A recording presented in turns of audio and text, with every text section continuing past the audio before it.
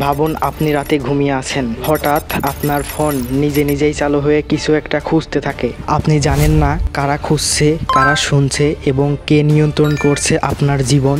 এটা কি কাল্পকাহিনী? না, এটা কল্পকাহিনী না, এটা আপনার ভবিষ্যৎ। যদি আমরা কৃত্রিম বুদ্ধিমত্তা অর্থাৎ এআইকে সময় মতো সঠিক কাজে না লাগাতে পারি। আপনারা কি মনে করেছেন আমিও এআই? ভুল ভেবেছেন। বসুন সবাই, আমি এআই না, আমি এআই প্রো ম্যাক্স। কথা কন। বলুন তো আপনারা এই ভিডিওটা কি রিয়েল নাকি এআই দিয়ে তৈরি করা?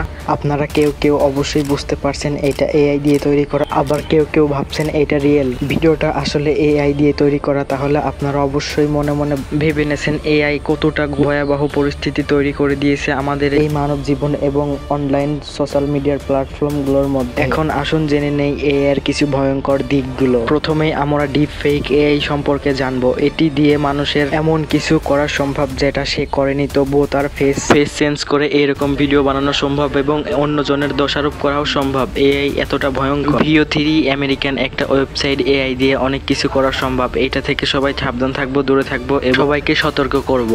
এআই প্রযুক্তি মানব জাতির জন্য আশীর্বাদ, তবে এটার নিয়ন্ত্রণ হারালে এটার মতো